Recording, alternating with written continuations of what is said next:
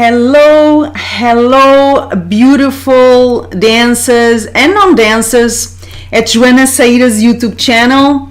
Welcome to this first live session on my YouTube channel. This has been a real challenge technologically, but we're finally here to present a very exciting, very emotional live session where I'm going to answer questions about the Bint el Balad, one of the most interesting and important archetypes or concepts within Egyptian culture, not only Egyptian dance, Egyptian culture. In a little second, you're going to understand what I mean by this, and also about what I have personally learned from Egyptian women, what Western women can learn from Eastern women, specifically from Egyptian women. So for the ones who don't know me well, I started my career in Cairo, in Egypt, where I spent almost a decade of my life performing with my own orchestra, working with the father of Egyptian folklore, Mahmoud Reda, and overall rescuing the origins, the roots of Egyptian dance, Oriental and Folkloric, so that one day I could share it with the entire world. Since then, I've traveled the globe. I've gone into so many countries, lecturing, performing, teaching, writing, talking, learning again and again about the art of Egyptian dance and witnessing how it can really change the perception we have of ourselves, the perception we have of life.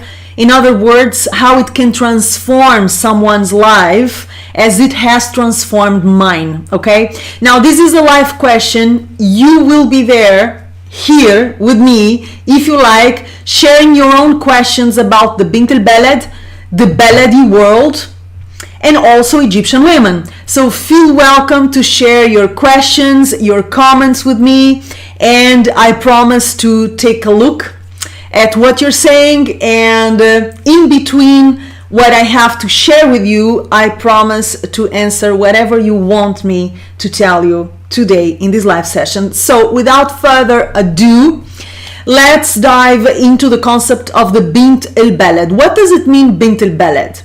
Bint el Balad or Ibn el Balad refers to a woman, in the case of Bint, a woman or a girl, or a man or boy, in the case of Ibn el Balad, that represent some of the best qualities of Egyptian character, of Egyptian identity.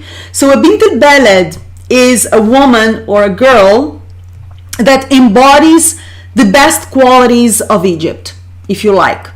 Now, how does that matter for dancers, for students, for women who practice Egyptian dance? It matters because this archetype is at the core of the dance. Okay, so if you want to understand the dance, remember we have to understand the culture behind the dance and the people who practice the dance, right? The people who created it, the people who perpetuate the dance, the people who make it possible for us, Westerners, learn it, and that is Egyptian women. So knowing about the Bint el Balad is not just a curiosity. It's something that you do in order to understand Egyptian dance and hopefully in order to enrich yourself and your life. Because once you study about the Baladi culture, once you study about the Baladi people, men and women, their mentality, their qualities, their mindset, the way they deal with life and music and dance, you're not only informing yourself about Egyptian dance and the culture behind it, you're informing yourself about a very different and very fascinating way of life that I believe all of us can learn from and benefit from. At my online school, Joana Saahirah's online dance school, all my students know that I am a freak for Egyptian culture. Not only because I know it very well, it's perhaps the culture that I'm more familiar with, but also because I know that this culture, this particular country, has a lot to teach us on a life, personal level. So in my school and in my private coaching programs, you will always have a mix of Egyptian dance technique. Those are the steps and the movements. Egyptian dance choreographies, information about the particular style you may be studying, but you also have information about the history of Egypt, the culture, the mentality, the values, the perspective of Egyptians on life, on dance, on the body, on emotion, on so many aspects that go beyond the dance. There are aspects that inform and shape our lives. So it is a life-changing art form if you decide to go for it that way. Now, I have a few questions I will answer. These are questions I have received from students throughout the years. I've been working in the field of Egyptian dance for more than 20 years, if you can believe it. So I've been asked everything from the most interesting to the silliest.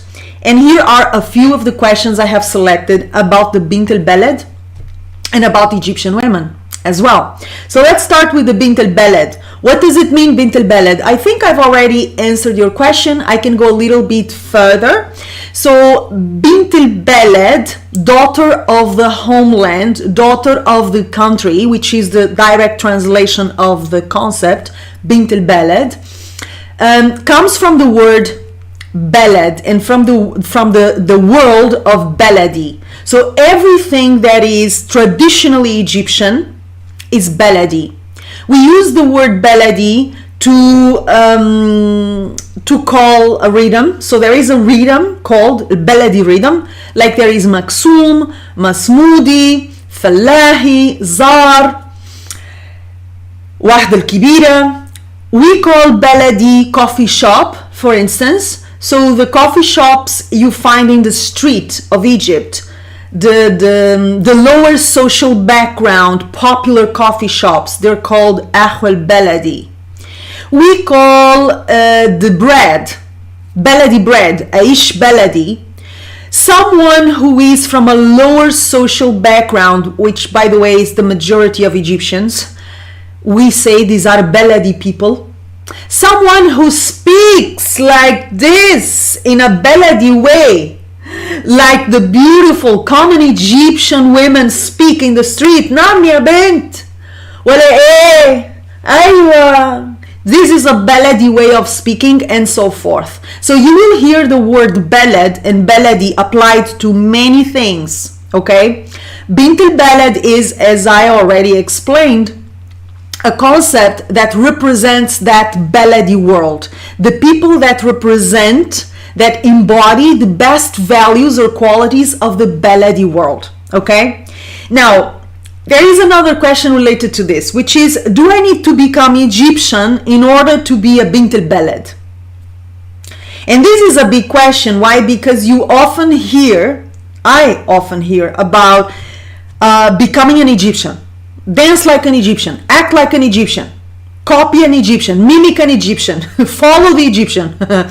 And I have a very particular opinion about this. As a dancer who started her career in Cairo with Egyptian audiences, and that is me. I started my career in Cairo dancing mostly for Egyptian audiences, which are, by the way, the best in the world. Sorry guys, but they are. I'm gonna say it as it is. I have to tell you that you don't have to become Egyptian in order to be Bint el Balad, or in order to embody the Egyptian style. You do have to learn a certain amount of skills and values and mindsets that come from Egyptian culture. Yes, you do. You do. There is a lot in your character that has to change in order to fit the Egyptian style, in order to get into the archetype of the Bint el Balad. I can tell you from my own example. So what has changed in my character from the moment I moved to Cairo and started my career there? First of all, let me tell you something. When I moved to Egypt to start my career, I was very bold. I moved without intermediaries, without managers, impresarios help, which made it so hard because I had to face the dragons by myself and deal with everything without a buffer. But at the same time, it showed me the real world. So there was no one in between translating anything. I had to learn very fast because I was by myself. So I learned the language by myself very fast. I learned the mentality and how things worked in the Egyptian market by myself very fast because I had to survive and I had a team that I had to manage. So I was not playing around. It was real stuff, a contract and daily shows and an entire team of musicians and technicians and assistants to manage by myself. So when you really have to learn things, believe me, you learn them very fast. And one of the things that I noticed was that my character changed in a time period of a few months. I'm not even kidding you. When my parents visited me in Egypt, after I started performing regularly with my orchestra, they visited me 6 months after I moved. They could hardly recognize me. I was already speaking Arabic fluently, the Egyptian dialect. My way of dealing with things had changed a lot. My sensibility had changed a lot. They found a different person, for the better, I like to believe.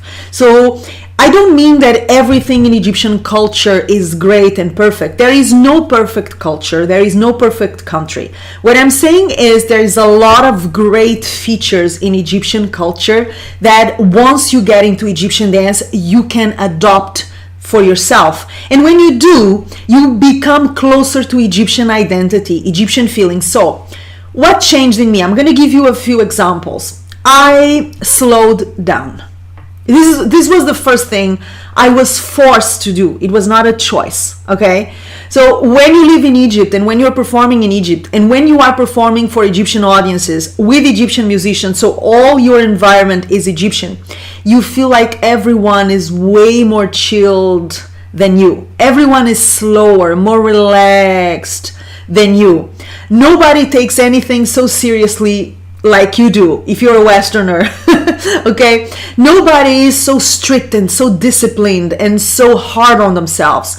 People are taking it easy, sometimes too much, if you ask me. But the fact is, you are forced to slow down, to relax, and to allow things to be what they can be.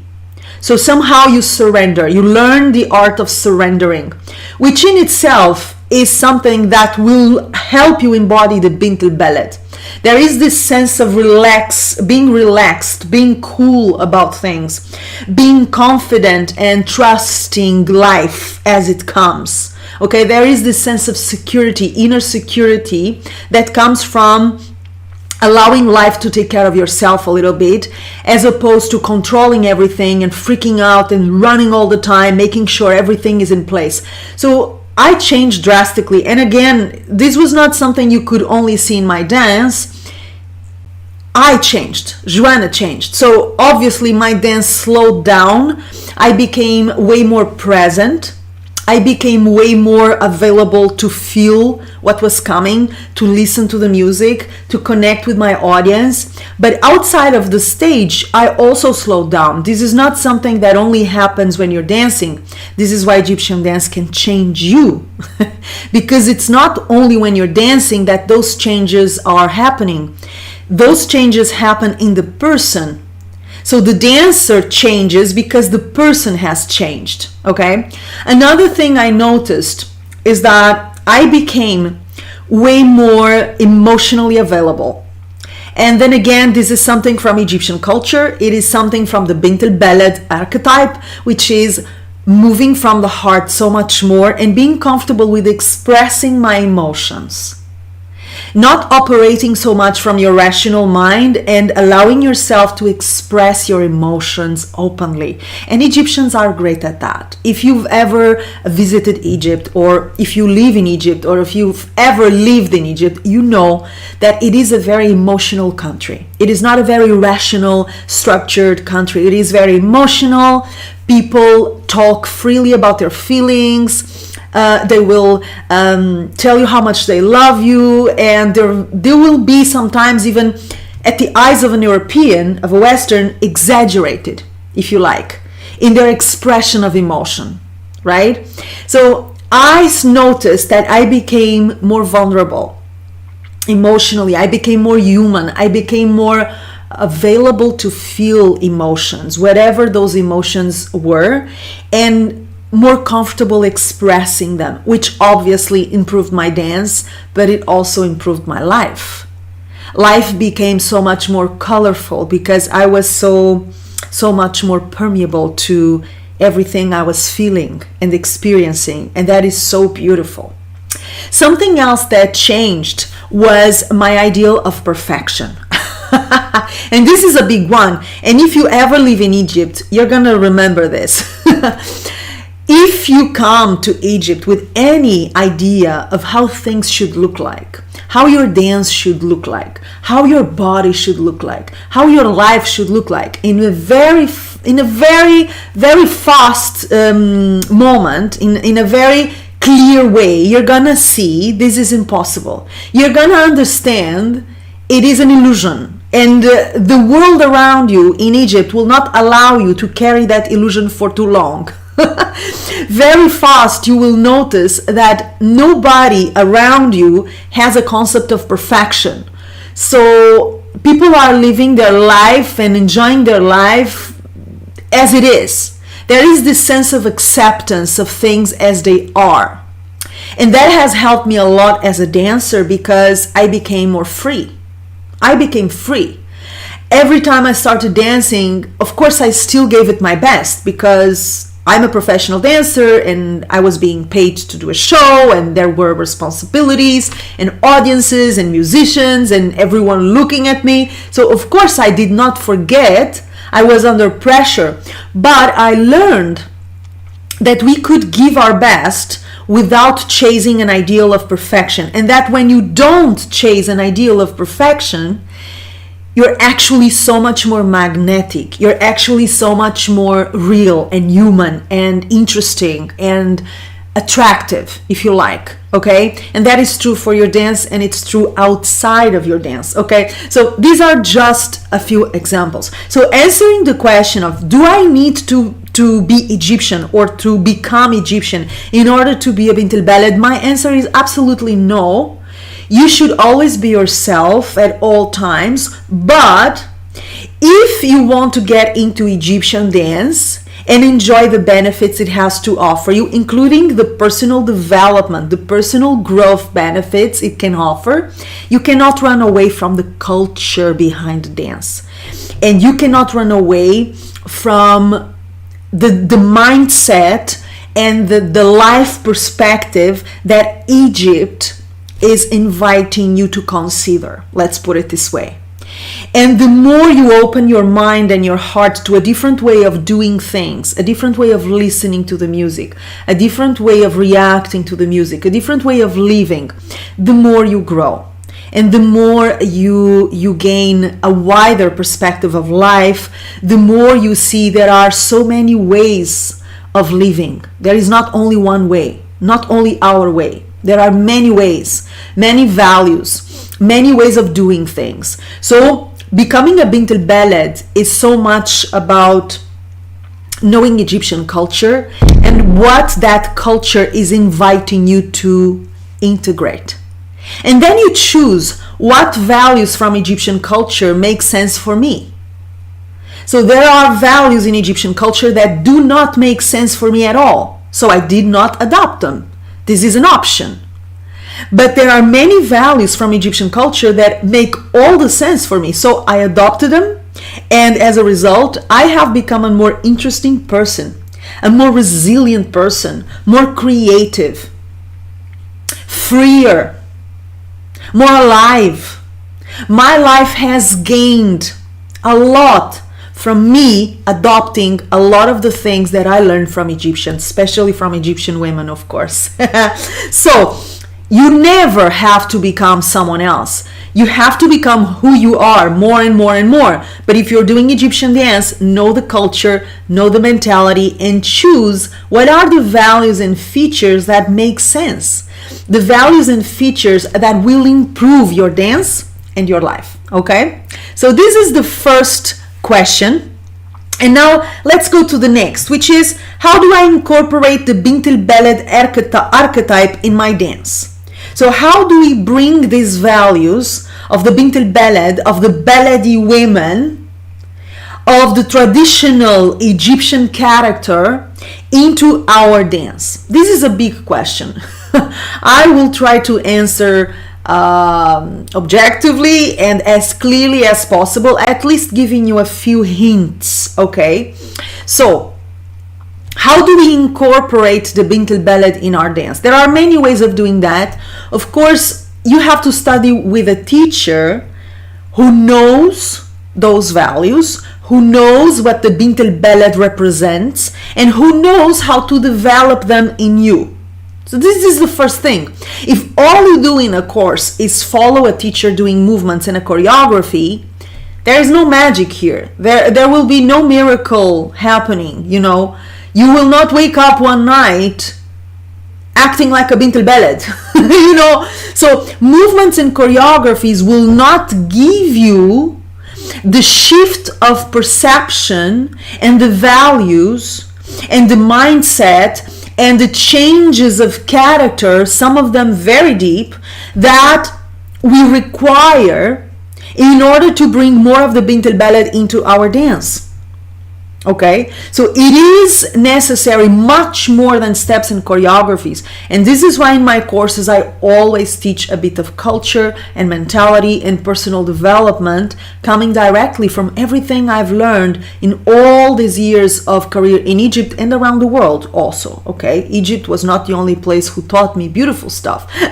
I learned from many places and many people. Okay, but if we're talking about Egyptian dance, we're talking specifically about Egyptian values. So you need to search for a teacher or a school, a studio, where you know you will not be reduced to a moving machine. You will not be reduced to a copycat, a follower, and someone who's memorizing choreography after choreography, not really knowing what you're doing. This is the first thing you gotta do in order to integrate the Bint el Balad into your dance and your life. Second thing you can do is to become a little bit more feminine, which is in itself one of the values of the Bint el Balad, and I will tell you a little bit more about that in a little second, okay? So become a little bit more feminine, more in your body. Yes, more sensual in the sense of enjoying yourself. Don't be so obsessed with performance. How well am I doing? How fabulous am I? How impressive am I?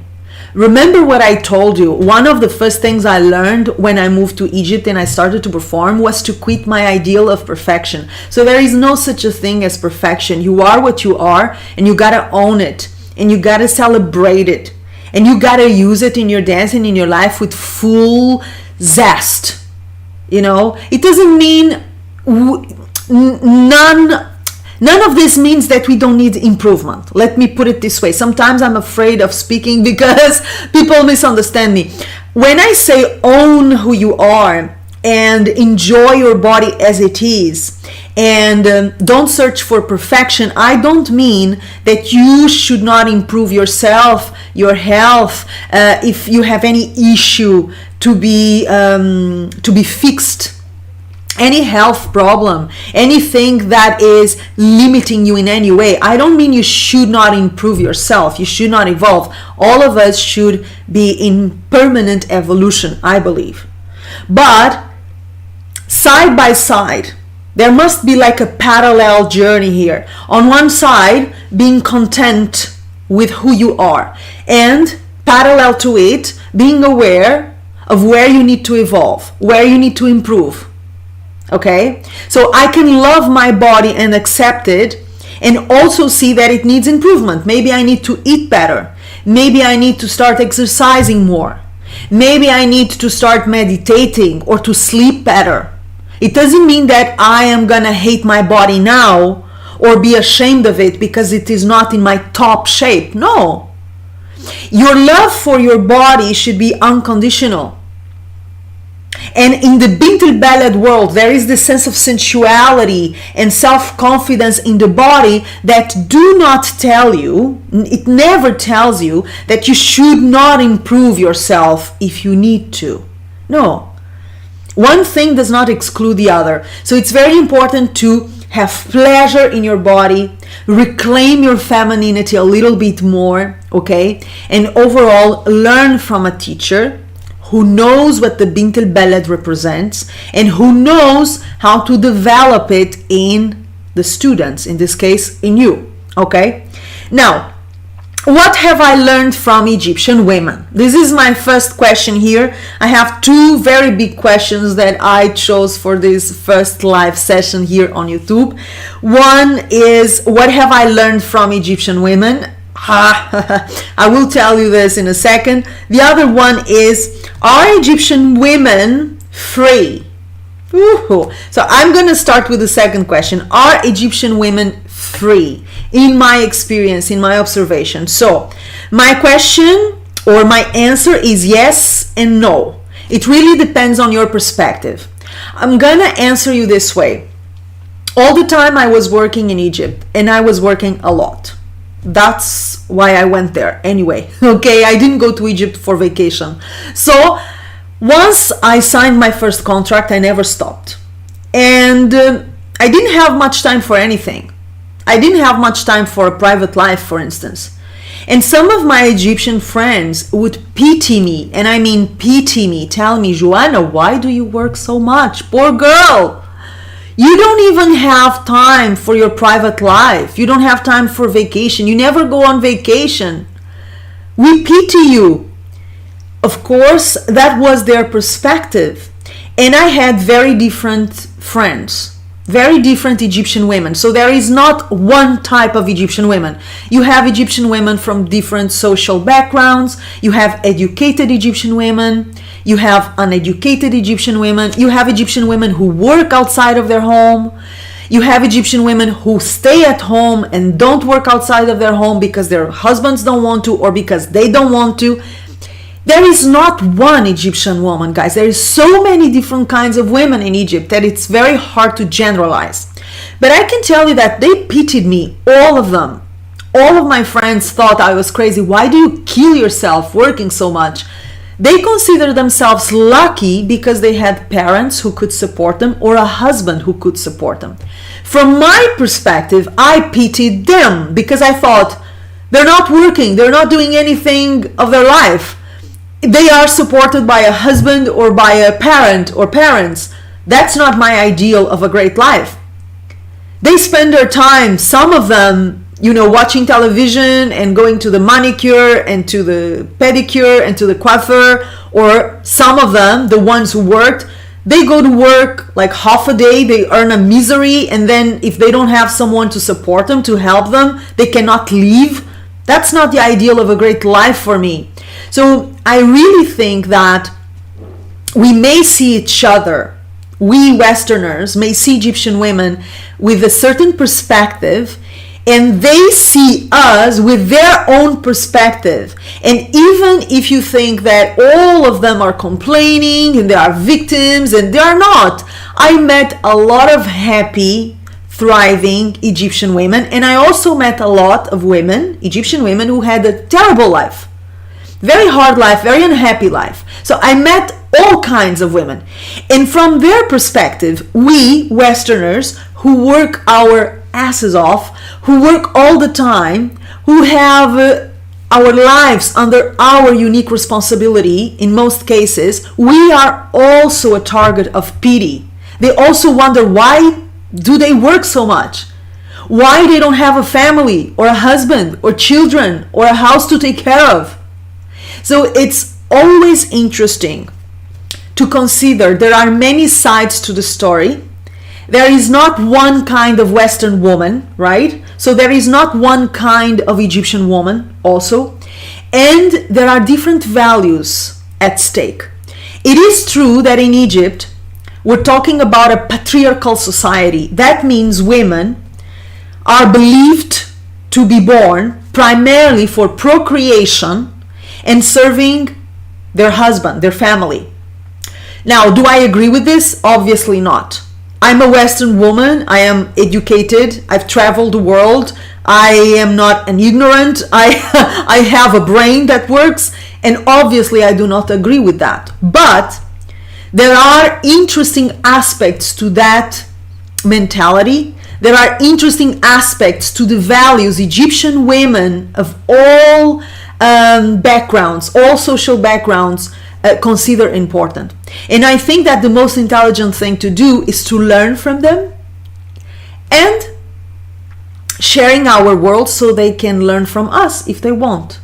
It is never a question of who's superior or more evolved or more free. Because if you think about Western women, are we free? Perhaps we don't have a husband who can legally lock us inside of our home, something that happens in Egypt.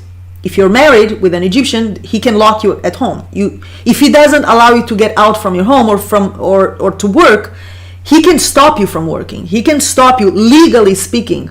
He can stop you from going out of your house. Obviously, in terms of laws, the Western world is more advanced. Obviously, in so many aspects, especially social and legal aspects, Western women are more protected in a way. But are we free? Are we so much happier? Are we so much more fulfilled? I don't know. I'm not sure if we are. So I've always looked at Egyptian women like teachers, like sisters. I never looked at them as, oh, poor women who cannot do this or who cannot do that. I tell you something. Many of the women that I met in Egypt didn't want to have the life that I wanted for myself. They didn't want to be free, to pay their own rent, to live without a man, to go wherever they wanted without giving any satisfaction to anyone, to put their career first. They didn't want that. So we're not all the same, and we don't all dream about the same dreams. And I do believe that we have a lot to gain from listening to each other. So my answer to this question would be, get interested in the lives of Egyptian women. Hear about them. Listen to podcasts by Egyptian women, and there are a few right now, very interesting. Read books written by Egyptian women. Talk with Egyptian women if you can. They are fierce. Most of them, at least the ones I met, they're so interesting. They're so interesting, and they will show you a different way of looking at life. They will teach you a lot. I know they have taught me. So it's never about who's better than whom, who's more evolved than whom, who's freer than whom. We have different kinds of freedom. We have different kinds of values, and very often we search for different things in life. It doesn't mean one is better than the other, okay? Now, what have I learned from Egyptian women? Okay. What have I learned? I have selected a few points here, okay? I have selected a few points to tell you what has impacted me the most, okay? It doesn't mean it will be like that for everyone. So if you've lived in Egypt, or if you are living in Egypt and you have a different experience with Egyptian women, please let me know in the comments to this video. Let me know what they have taught you, what you have loved about their experience the most. I'm going to share a bit of some of the things they have taught me. So the first thing, and I wrote them down, is sisterhood, a sense of sisterhood. And this is something I really didn't know about before I moved to Egypt. In the West, we're very individualistic, right? Everyone is living by themselves and everyone is fetching for themselves, and women are very competitive amongst themselves. So you don't find a sense of real sisterhood. You don't find a sense of real community of women treating other women like sisters, mothering each other, helping each other, holding each other, hugging each other whenever it's needed, cooking for each other, cleaning each other, braiding each other's hair. And I'm not exaggerating. I have done that with Egyptian women, literally. So the first thing I learned that I really loved was how Egyptian women treated other women, including foreigners, okay? How they treat other women, how women treat other women. Now, Egypt is a segregated society. What does that mean?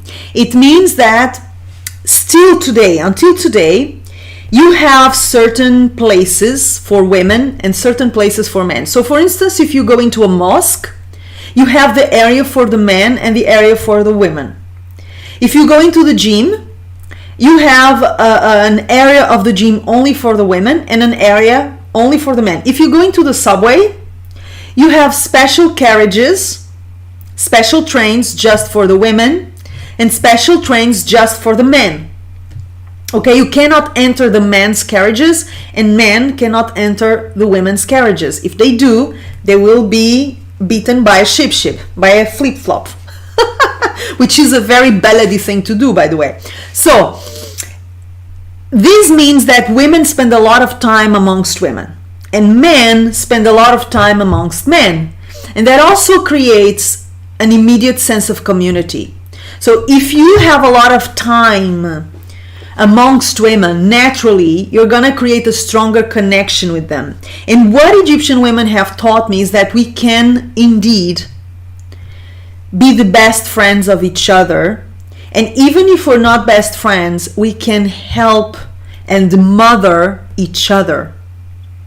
Whenever I needed help, whenever I needed assistance, I always had someone, a neighbor, a friend, my assistant coming to my house, sometimes to cook for me, to clean my house, to help me get up from my bed when I couldn't get up from my bed, to go with me shopping, to cheer me up. I'm not exaggerating. I'm telling you exact episodes, stuff that has happened with me. And that is so heart-touching and so beautiful. And until I moved to Egypt, I didn't know that was possible amongst women. So the sense of sisterhood was the first thing I gained from the Bint el Balad.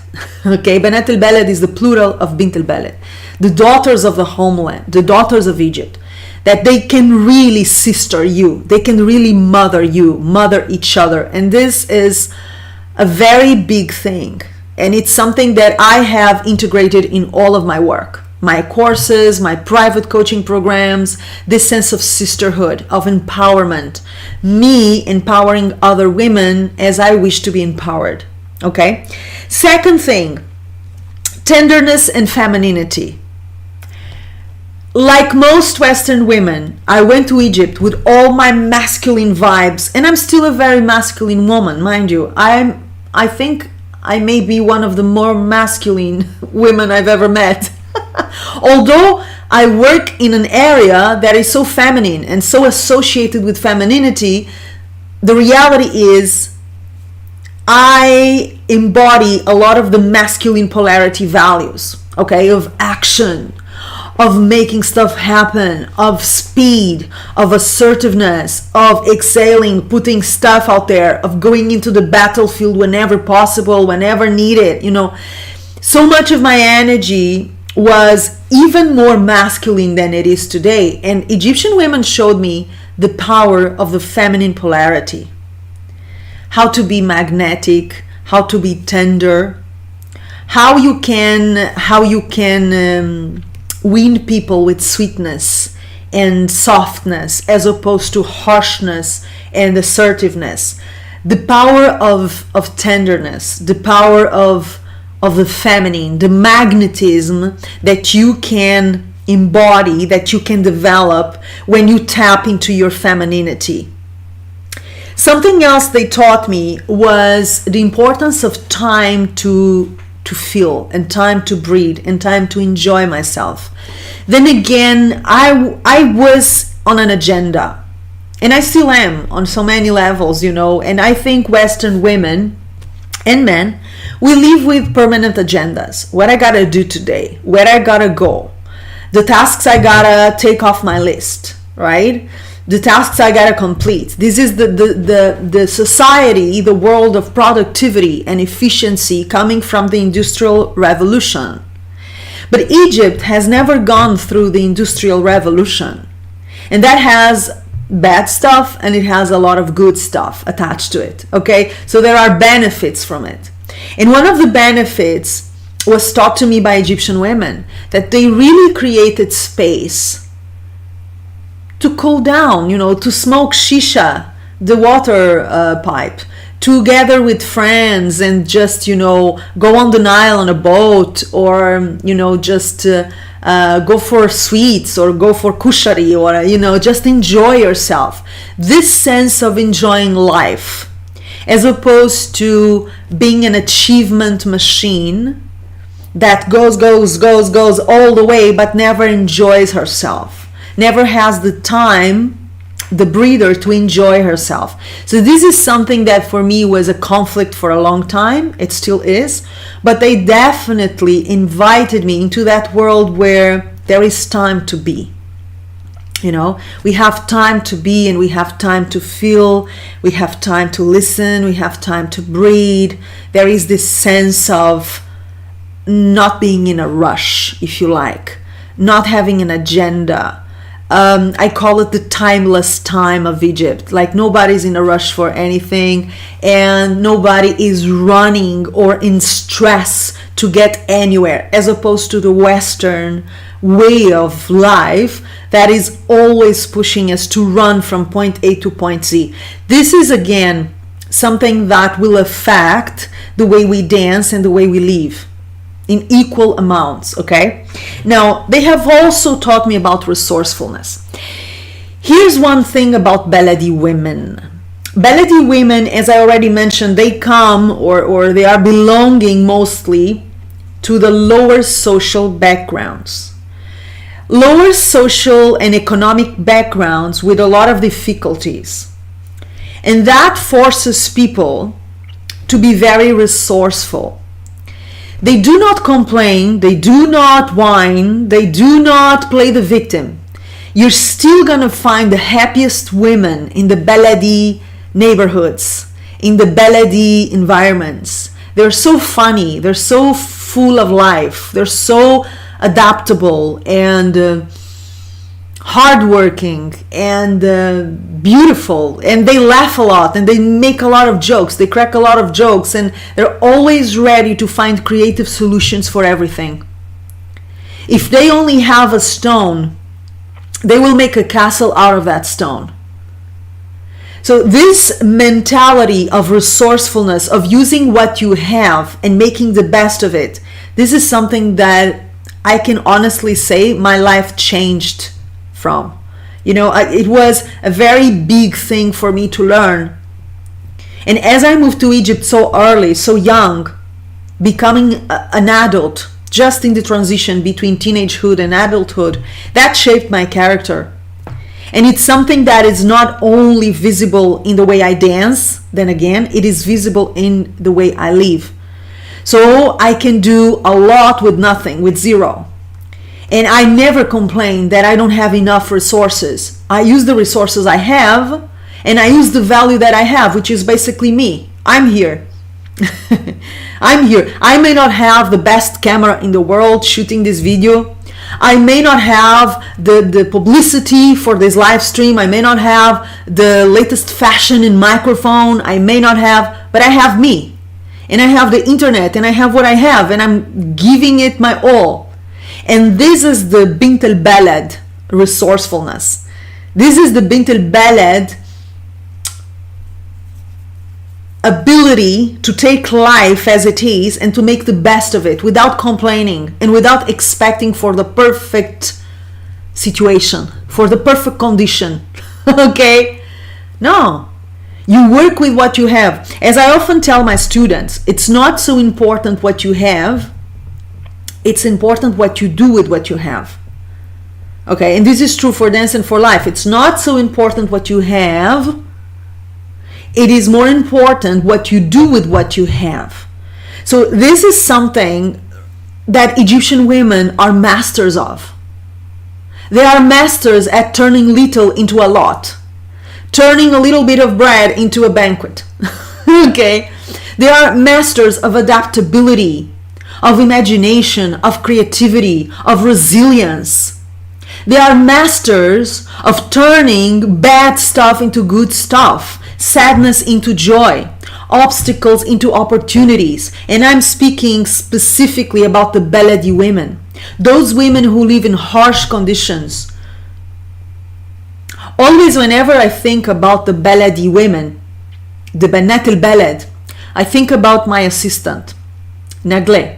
Nagle is an Egyptian woman in her 50s now. She was my assistant in my show, my Lapisa. Lapisa is the woman who dresses and undresses the dancer during the show. It's called Lapisa, from lebis, yani from to dress something. So Lapisa is the one who dresses and undresses the ra'asa, the dancer.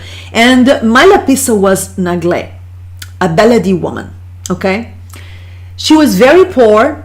She was the only provider for her family. Her husband was way older than her. He used to beat her. He didn't work. He had health problems. He didn't work. She worked to support her husband, their children, and the parents of both sides, her parents and his parents, who were still alive, okay, very old, as you can imagine, with health problems and all that jazz. In all the years she worked with me, I never heard her complaining one single time. She was relentless. She was working with me in my shows as my Lapisa. She was also cooking for me without me asking her. She was going with me shopping. She also worked as a hairdresser. She did like freelance work as a hairdresser and as a makeup artist, Baladi makeup artist. She used to sew clothing. She used to tailor some clothing. Any kind of work she could get, she would take it. And she was always smiling. She was always carrying a smile, a good word, a gift for people. My musicians loved her because she was so nice to everyone. And she was always laughing, always laughing. And when life went really hard on her, that's when she laughed the most. You know, and I often asked her, Nagle, how is that possible? How can you laugh? How can you be so kind? How can you be so open? How can you be so supportive when you're the one who needs the support the most? When you're the one who should be receiving all the love and all the support? And she would just laugh even more, you know. So there are so many things that Egyptian women have taught me. I selected this, but it is just the beginning. It is just the start. Now, if you want to know more about Egyptian women and their wisdom, the one that I have benefited from, if you want to know more about the Bint el Balad and their world, I will invite you to join my new online course, How to Dance a Baladi Awadi. This will be a 2-month transformational journey where I will teach you the technique, the movements, the steps, the structure of a traditional Baladi Awadi, Baladi progression. Aside from all the values, dance and personal values that you need to develop in order to get into the core of traditional Baladi. This is not only a dance course. As I already told you, in my school and in my private coaching programs, I'm not only teaching you Egyptian dance, steps and choreographies. I'm teaching you about living through all the treasures I gathered in Egypt. I'm teaching you about Egyptian culture and mentality and wisdom. And this is exactly what we're going to work with in this course. You're going to have the link for the course, which is about to start, in the description box below this video. I'm going to obviously invite you to subscribe to my channel if you have not done so yet, and to subscribe to Joana Saahirah's World newsletter if you want to become an insider in my world and be the first to receive the gifts, the news, and the exclusive content I only share with my people. If you like this session, like the video, of course, offer it a like. Bring your input into the video. If you're watching this recorded, let me know in the comments what is for you the Bint el Balad and what have you learned from Egyptian women. If you have had any kind of contact with Egyptian women, what did those wonderful women teach you? What did you gain from Egyptian women and Egyptian culture? I want to know all about it in the comments. And of course, let me know if you want more information about our courses at Joana Saahirah's World, at Joana Saahirah's Online Dance School. I will be very glad to share them with you. Anyway, all the important information will be found in the description box below this video. Guys, I will see you soon. Until then, I'm gonna send you my usual love and a big